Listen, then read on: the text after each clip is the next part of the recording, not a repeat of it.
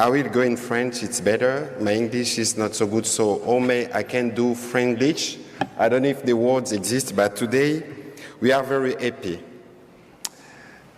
Le 27 juin dernier, à Washington, il y a eu signature d'un accord de paix.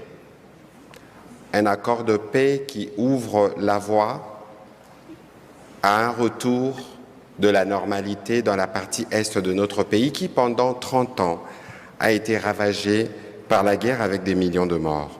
Mais ce n'est pas l'histoire qu'on va raconter aujourd'hui parce qu'aujourd'hui, le 14 octobre, on veut raconter une autre histoire.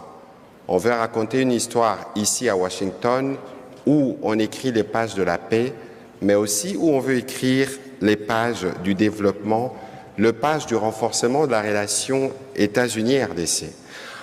Alors, j'étais jeune à l'époque en 1974, sûrement que certains d'entre nous ne l'étaient pas, mais je pense que beaucoup se souviennent du combat du siècle, Rumble in the Jungle.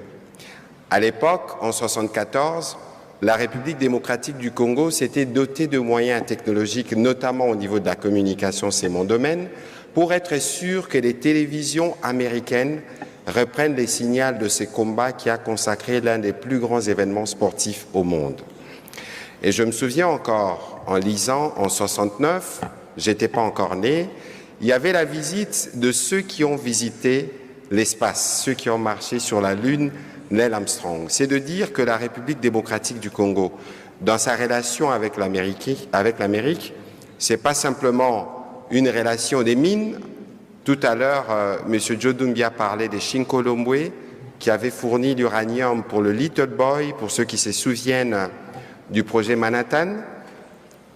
Peut-être que les gens ne se souviennent pas spécifiquement de cet ingénieur belge qui est devenu le premier citoyen non américain, il s'appelle Edgar Singer, à bénéficier de la plus haute médaille des distinctions du gouvernement américain simplement parce qu'il avait fourni l'uranium quand on en avait le plus besoin.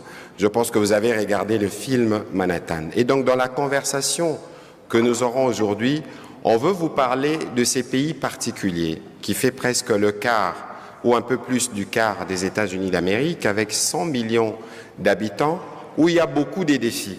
Mais lorsque Julien Paluku parle de ceux qui veulent faire des affaires, les défis, c'est donc des opportunités.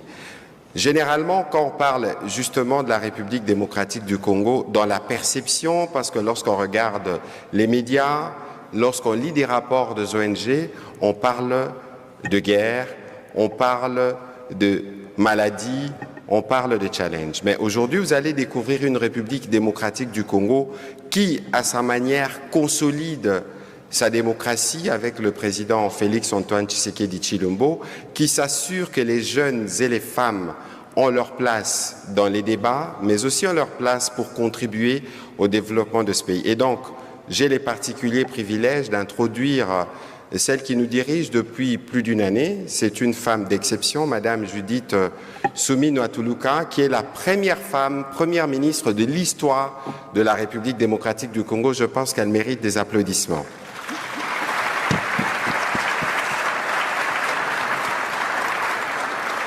Et donc ceci, c'est pour simplement dire qu'en République démocratique du Congo, ce n'est pas seulement le narratif qui change, mais c'est aussi les actes qui montrent que nous avons pris le pari qui est le nôtre d'être le pays au cœur de l'Afrique, parce que l'Afrique, c'est la jeunesse du monde en termes de ressources humaines, en termes de ressources matérielles. Et donc en Afrique, 9 pays sont reliés à la République démocratique du Congo.